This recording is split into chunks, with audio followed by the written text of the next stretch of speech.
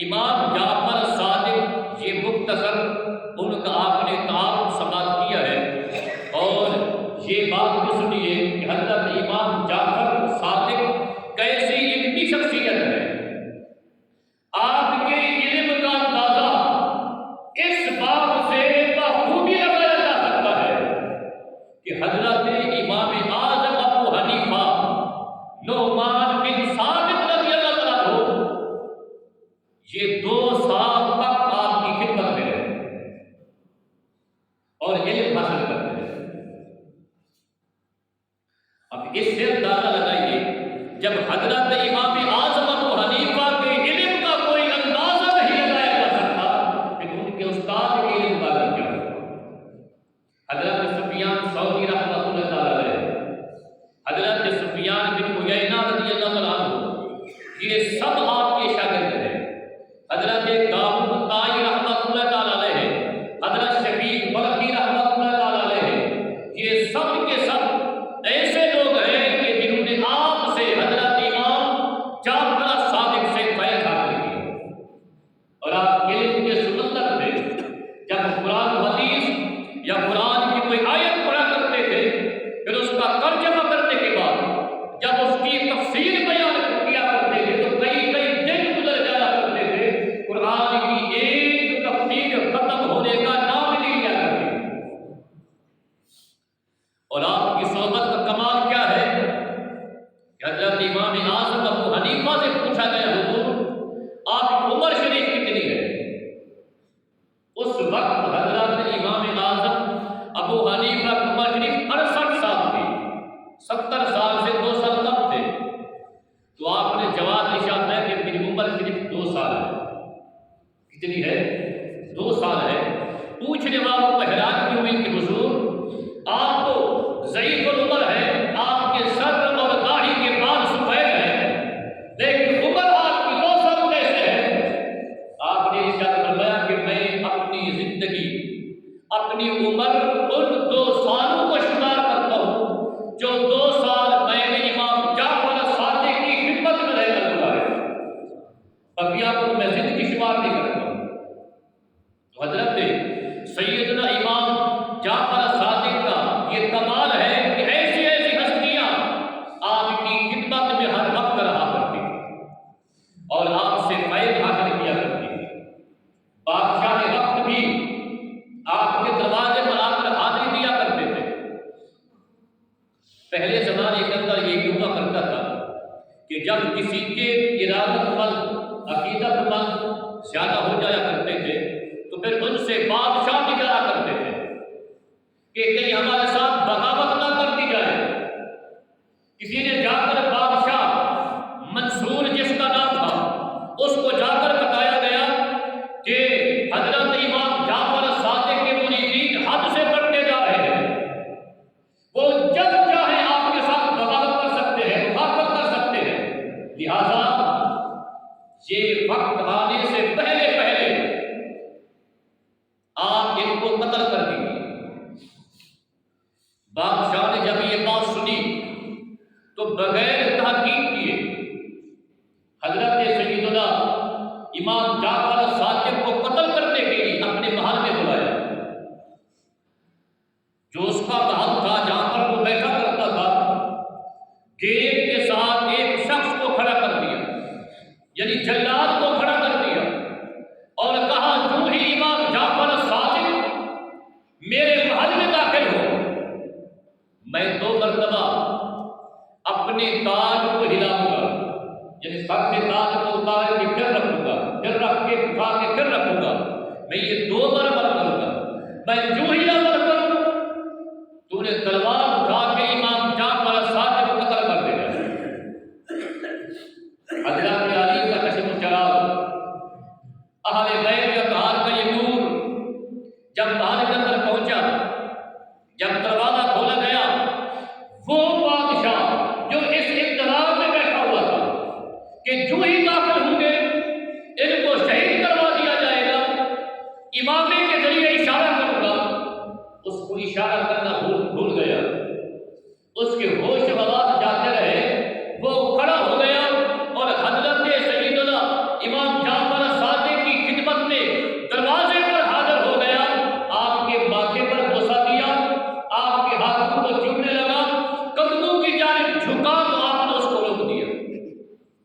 نے آپ کا ہاتھ پکڑا، نہایت ہی انتجال انداز کے اندر آپ اپنے تخت پر بٹھا دیا اور خود سامنے جا کر بیٹھے۔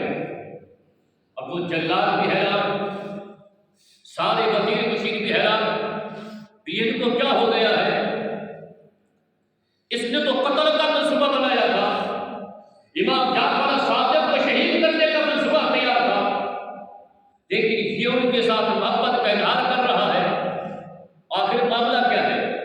پھر حضرت امام جعفر صادق نے اس کو اپنے ساتھ اس پر تخت پر بٹھا دیا، فرمایا تخت آپ کا ہے، ہم لوگ اس تخت کی خواہش نہیں رکھتے اپنے دل کے اندر، بادشاہ نے کہا حضور کوئی حکم ہو تو ارشاد فرما دیجیے۔ حضرت امام جعفر صادق نے جواب ارشاد، حکم یہی ہے کہ آج کے بعد تو نے مجھے اپنے محل کے اندر نہیں بلانا، اپنے محل کے اندر مجھے آنے کی آپ نے کبھی دعوت نہیں دینی، بس یہی تم سے میری درخواست ہے۔ تاریخ کے اندر موجود ہے، آپ کی سیرت کی کتاب کے اندر یہ بات موجود ہے کہ وہ بادشاہ 3 دن تک آپ کی ہیبت کی وجہ سے بے ہوش رہا۔ جب 3 دنوں کے بعد ہوش آیا تو لوگوں نے پوچھا آپ کو کیا ہو گیا تھا؟ اس نے کہا جب امام جعفر صادق میرے محل کے اندر داخل ہوئے تو میں نے دیکھا ایک بہت بڑا اژدہا ہے، اس نے اپنا منہ کھولا ہوا ہے، ایسے لگتا تھا کہ یہ ابھی ایک ہی اشارے سے مجھے بھی اور سارے محل کو نیز و نابود کر رہا ہے۔ اسی وجہ سے میرے دل کے اندر خوف پیدا ہوا، اور خوف کا عالم یہ تھا کہ 3 دن تک ہوش نہ آئے۔ تو حضرت سیدنا امام جعفر صادق کو جس بھی لحاظ سے دیکھا جائے، علمی لحاظ کا عالم یہ ہے کہ امام اعظم ابو حنیفہ جیسے لوگ بھی آپ کے شاگرد ہیں، اور جب آپ درس دینے کے لیے بیٹھا کرتے تھے تو آپ کے درس کا معمول یہ نہیں تھا کہ 1 گھنٹہ 2 گھنٹے 3 گھنٹے نہیں، صبح سے درس شروع ہوا کرتا تھا ظہر کی نماز تک، ظہر کی نماز ادا کی جاتی تھی، پھر ظہر کی نماز کے بعد عصر تک آپ کا درس جاری رہا کرتا تھا، پھر عشاء کے بعد درس کا آغاز ہوتا تھا، سحری تک آپ کا درس جاری رہا کرتا تھا۔ اور یہ سلسلہ جو ہوتا تھا یہ 1-2 دن کا نہیں ہوتا تھا، بلکہ کئی دن تک یہ سلسلہ جاری رہا کرتا تھا، یہاں تک کہ جو آپ کی خدمت میں لوگ بیٹھا کرتے تھے وہ علماء ہی علماء تھے، لیکن جو آپ کی خدمت میں خادم کھڑے ہوا کرتے تھے، اللہ تبارک و تعالیٰ نے ان کو بھی بڑی ذہانت اور کمال علم عطا فرمایا۔ آپ کے غلام کے بارے میں آتا ہے کہ اس کی ذمہ داری یہ تھی کہ جب آپ درس دیا کرتے تھے تو وہ آپ کے سیدھی جانب کھڑا رہتا تھا، جب آپ پانی مانگتے تو آپ کو پانی پیش کر دیتا، یا جو چیز آپ کو حاجت ہوتی آپ اس سے مانگ لیا کرتے تھے، لیکن وہ تھا ایک غلام۔ اس نے اپنے آقا سے جا کر بات کی، کہا کہ آپ مجھے آزاد کر دیجئے۔ اس نے کہا کہ اتنے لاکھ درہم آپ سے لوں گا۔ تو اس غلام نے کہا کہ اتنے لاکھ درہم میں آپ کو ایک ساتھ نہیں دے سکتا، لیکن یہ ہے کہ تھوڑے تھوڑے کر کے آپ کو دیا کروں گا۔ اس نے اس بات کو منظور کر لیا۔ جب آخری دینے کی باری آئی، یعنی کہ آخری جب اس نے قسط دینی تھی، وہ 1 لاکھ درہم تھے، وہ غلام اس اپنے آقا کے پاس گیا اور 1 لاکھ درہم اس کے پاس موجود تھے۔ اس نے کہا کہ 1 لاکھ درہم لایا ہوں۔ تو اس کے آقا نے کہا آپ آزاد ہیں۔ پھر اس غلام نے 1 لاکھ درہم اس کو پیش کر دی۔ اپنے آقا کو 1 لاکھ درہم دینے کے بعد یہ شخص پھر حضرت امام جعفر صادق کی خدمت میں حاضر ہوا، اور آقا نے عجیب بات کی، کہتے حضور جو میرا آقا ہے فلاں بندہ ہے، اس کے پاس میرا 1 لاکھ درہم ہے، میں آپ سے عرض کرتا ہوں کہ وہ مجھے واپس کروا دیجیے۔ تو حضرت امام جعفر صادق نے فرمایا کہ مجھے بتاؤ معاملہ کیا ہے۔ اس نے کہا حضور بات یہ ہے کہ 1 لاکھ درہم جب میں آخری قسط ادا کرنے کے لیے اس کے پاس گیا تھا، ابھی درہم میرے پاس تھے، اس کو میں نے دیے نہیں تھے۔ میں نے کہا کہ 1 لاکھ درہم لایا ہوں اور یہ آخری درہم ہے، اس کے بعد میں آزاد ہو جاؤں گا۔ ابھی میں نے اس کو درہم دیے نہیں تھے، اس نے پہلے کہہ دیا کہ آپ آزاد رہے۔ حضرت امام جعفر صادق ہنس پڑے، مسکرا پڑے، میں جاؤ اس آقا کو بلا کر لے آؤ۔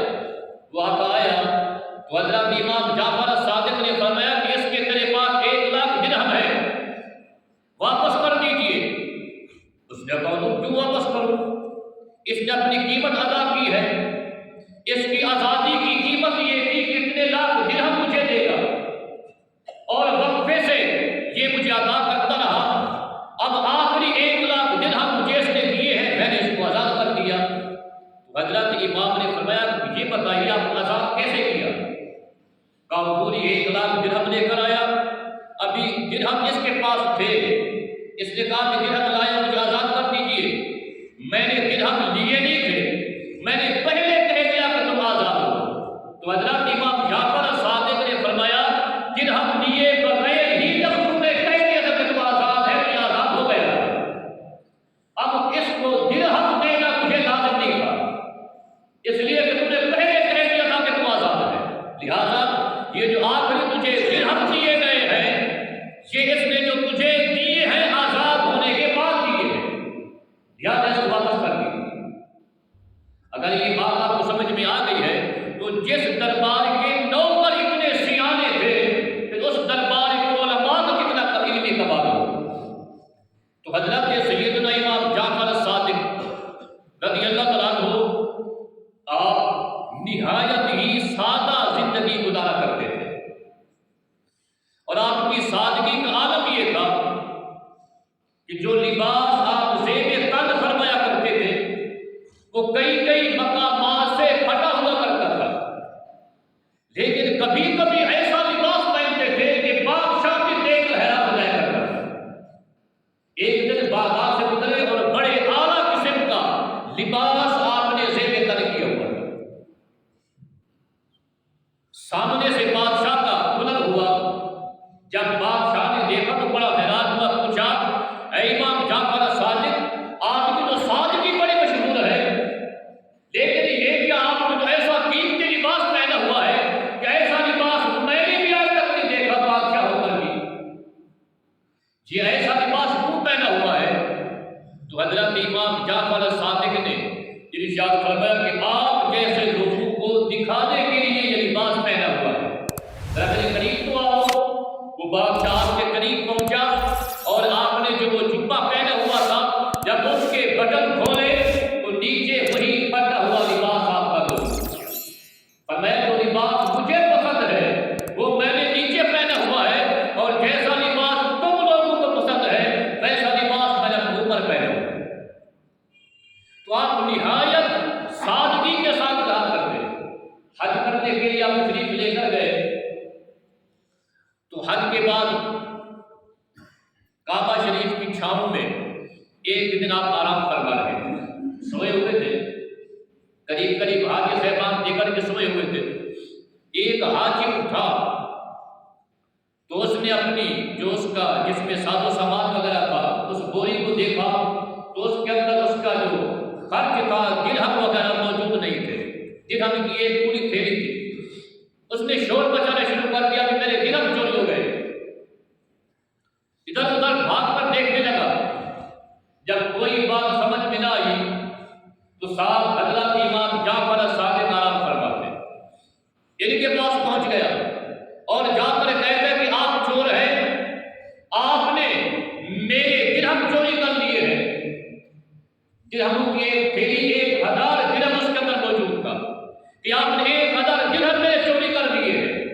جب اس نے یہ بات کی تو حضرت امام جعفر صادق نے کوئی غصے کا اظہار نہیں کیا، سب دلی فرمائی۔ آپ نے اس کے گھر پر ہاتھ پھیرا، فرمایا کہ آپ ادھر بیٹھ جائیے۔ آپ اپنے مکان میں تشریف لے کر گئے، 1,000 درہم کی وہ تھیلی لے کر آئے، اپنی طرف سے اس کو ادا فرمایا۔ اس حاجی نے جب اپنا ساز و سامان کھولا اس تھیلی کو رکھنے کے لیے تو جو اس کی تھیلی تھی وہ اس کے سامان سے برابر ہو گئی، یعنی اس کے سامان کے اندر پہلے موجود تھی۔ ہڑبڑاہٹ کی وجہ سے اس کو دیکھ نہ سکا، اس کو بڑی شرمندگی ہوئی۔ اس نے تھیلی اٹھائی، آپ کی خدمت میں حاضر ہو گیا، آ کر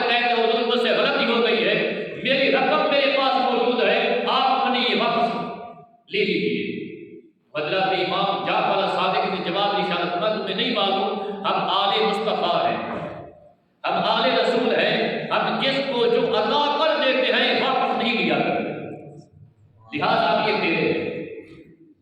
تو یہ آپ کی سادگی و عاجزی کا عالم تھا۔ حضرت سیدنا امام جعفر صادق رضی اللہ تعالیٰ عنہ، آپ کا جو وصال مبارکہ ہے وہ 15 رجب المرجب 147 کی بھی روایت ہے اور 149 اور 50 کی بھی روایت ہے۔ 147 سن ہجری یا 149 یا 50 سن ہجری میں آپ کا وصال کا مبارک ہوا، اور مدینہ المنورہ جنت البقیع میں جہاں حضرت سیدہ خاتون جنت کا مزار شریف ہے، ان کے قریب حضرت امام جعفر صادق کا مزار مبارک موجود ہے۔ یہ مختصر حضرت امام جعفر صادق کی زندگی کے مطابق ہم نے سنا 15 رجب المرجب کو آپ کا وصال ہوا تھا۔ اور یہاں پر ایک اہم بات بھی سماعت فرما لیجیے، اہل سنت کا یہ معمول ہے کہ جس بزرگ کا جس دن وصال ہوتا ہے پھر اسی دن اس کا عرس منایا جاتا ہے اور ان کے ایصال ثواب کا اہتمام کیا جاتا ہے۔ تو اسی طرح حضرت امام جعفر صادق کا وصال بھی 15 رجب المرجب کو ہوا، تو آپ کی ایصال ثواب کا اہتمام بھی 15 رجب المرجب کو ہی کرنا چاہیے۔ اگر کوئی 22 کو کرتا ہے، جیسے 22 میں اونٹ کا اہتمام کیا جاتا ہے، یہ ہمارے ہاں ایک رواج پڑ گیا۔ اگر حقیقت میں دیکھا جائے تو آپ کا وصال 15 کو، تو آپ کے اونٹوں کا اہتمام بھی 15 ہی کو کرنا چاہیے، کیونکہ یہ ایصال ثواب ہے اور ایصال ثواب کی کوئی قید نہیں ہوتی، جب چاہے کر سکتے ہیں۔ اچھا یہ بھی لازم نہیں کہ 15 ہی کو کریں، پہلے بھی کر سکتے ہیں، بعد میں بھی کر سکتے ہیں۔ کہنے کا مقصد یہ ہے کہ بعض لوگ 22 کو اس لیے پورے کرتے ہیں یہ سمجھ کر کہ شاید اس دن آپ کا وصال ہوا تھا۔ آپ کا وصال ہوا تھا 15 رجب المرجب کو، اور 22 رجب المرجب کو جو وصال ہے وہ ہے صحابی رسول حضرت سیدنا امیر معاویہ کا وصال مبارک ہے۔ تو 15 کی 22 کی بجائے 15 کو اگر اونٹ کا اہتمام کیا جائے تو یہ زیادہ مناسب ہے۔ اگر کوئی 22 کو بھی کرتا ہے تو اس کے لیے بھی جائز ہے۔ اب بعض لوگ یہ سوال کرتے ہیں کہ یہ پونے کیا ہے، اس کا اہتمام کیوں کیا جاتا ہے؟ حضرت امام اعلیٰ حضرت علیہ السلام سے بھی یہی سوال کیا گیا، تو آپ نے یہ جواب ارشاد فرمایا کہ نام کوئی بھی رکھ لو، جیسے ہم تیسرے دن قربانی کرتے ہیں تو اس کا نام دے دیں تیجے کا، 10ویں دن یہ سارے ثواب کرتے ہیں کہتے 10واں ہے، جمعرات کو کرتے ہیں تو اس کا نام ہم نے جمعرات رکھا ہوا ہے، 40 دن کے بعد یہ سارے ثواب کرتے ہیں تو 40واں اس کو کہتے ہیں، سال کے بعد کرتے ہیں تو اس کو برسی کہہ دیا جاتا ہے۔ یہ جو ہم نے نام رکھے اپنی طرف سے رکھے ہوئے ہیں، اصل میں جو حقیقت ہے وہ ہے یہ سارے ثواب کرنا، اور یہ سارے ثواب کرنا چاہے اونٹ کی شکل میں ہو، برسی کی شکل میں ہو، اس کو جمعرات کا نام دیا جائے، 10ویں کا نام دیا جائے، دیجے کا نام دیا جائے، یہ جائز ہے، اس لیے کہ یہ سارے ثواب کی حقیقت حدیث پاک سے ثابت ہے۔ کیا ہے حدیث پاک سے؟ تیسرے دن میت کے گھر کے اندر جا کر آقا کریم علیہ السلام مرنے والے کے لیے دعا فرمایا کرتے ہیں، اسی لیے ہم بھی تیسرے دن قربانی کا اہتمام کرتے ہیں۔